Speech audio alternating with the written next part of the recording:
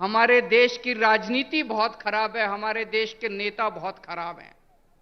पहली बार इस देश के अंदर एक उम्मीद की किरण जागने लगी है। इस देश के अंदर कुछ मुख्यमंत्री एक साथ आ रहे हैं, कुछ नेता, अखिलेश यादव जी जैसे नेता एक साथ आ रहे हैं, और अब हम सब मिलकर इस देश के विकास की चर्चा कर रहे हैं। हम सब मिलकर अब राजनीति की चर्चा नहीं करते। आज पूरा दिन सुबह से शाम तक हमने बैठ के चर्चा की कि देश के अंदर शिक्षा अच्छी कैसे होनी चाहिए, देश के अंदर अस्पताल अच्छे कैसे होने चाहिए, देश के अंदर सिंचाई अच्छी कैसे होनी चाहिए, किसानों के लिए क्या कर सकते हैं, मजदूरों के लिए क्या कर सकते हैं। देश के कुछ मुख्यमंत्री इकट्ठे होकर ये करने लगे। हम एक दूसरे से सीखना चाहिए हम लोगों को।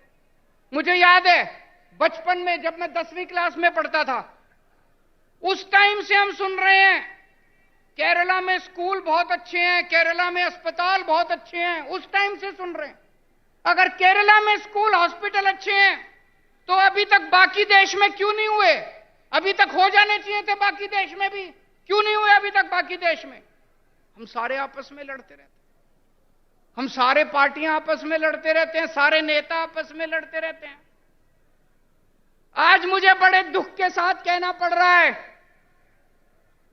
अभी अभी कई सारे वक्ताओं ने कहा तमिलनाडु का गवर्नर तमिलनाडु की सरकार को तंग कर रहा है, तेलंगाना का गवर्नर राव साहब को तंग कर रहा है, दिल्ली का गवर्नर मेरे को तंग कर रहा है, पंजाब का गवर्नर मान साहब को तंग कर रहा है।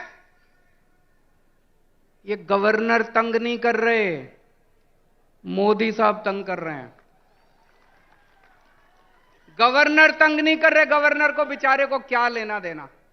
गवर्नर को तो बड़ा सा बंगला मिल गया, आलीशान गाड़ी मिल गई, एयर कंडीशन माहौल मिल गया, नौकरी मिल गई, 5 साल ऐश करने के लिए आता है गवर्नर। गवर्नर को क्या लेना देना? दिल्ली से फोन आता है, राव साहब को काम मत करने दो, अड़चन अड़ाओ। आता है कि नहीं आता है? दिल्ली से फोन आता है, भगवंत मान को काम मत करने दो, अड़चन अड़ाओ। मोदी साहब का फोन आता है, केजरीवाल को काम मत करने दो, अड़चन अड़ाओ। जिस देश का प्रधानमंत्री 24 घंटे बैठ के ये सोचता है कि मेरे को अब इसको तंग करना है, मेरे को अब उसको तंग करना है, वो देश तरक्की कैसे करेगा दोस्त? आप में से कौन कौन बेरोजगार है? जरा हाथ खड़े करें जो जो बेरोजगार है, जो जो अनएम्प्लॉयड है। मुझे लगता है मेरी भाषा शायद समझ नहीं आ रही है, अनएम्प्लॉयड तो बहुत लोग हैं। आज देश का एक एक युवा बेरोजगारी से त्रस्त है। हमारे प्रधानमंत्री को बेरोजगारी से कोई लेना देना नहीं है। वो 24 घंटे बैठ के ये सोचते हैं मैं किस मुख्यमंत्री को तंग करूं, किसके ऊपर मैं सीबीआई छोड़ूं, किसके ऊपर मैं इनकम टैक्स की रेड डलवाऊं, किसके पीछे मैं ईडी छोड़ूं। आज पूरे देश के अंदर इतनी महंगाई हो गई है, एक आम आदमी को अपना घर चलाना मुश्किल होता जा रहा है, अपने बच्चे पालने मुश्किल होते जा रहे हैं। लेकिन देश के प्रधानमंत्री को महंगाई की, बेरोजगारी की कोई चिंता नहीं है। वो ये सोचते हैं आज मैं किसके एमएलए खरीदूं, इस पार्टी के एमएलए खरीदूं, इस सरकार को गिराऊं। ऐसे तो देश तरक्की नहीं कर सकता दोस्तों।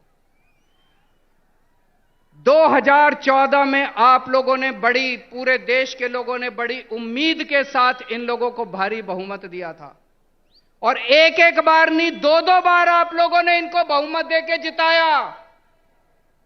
लेकिन अब देश बदलाव मांग रहा है।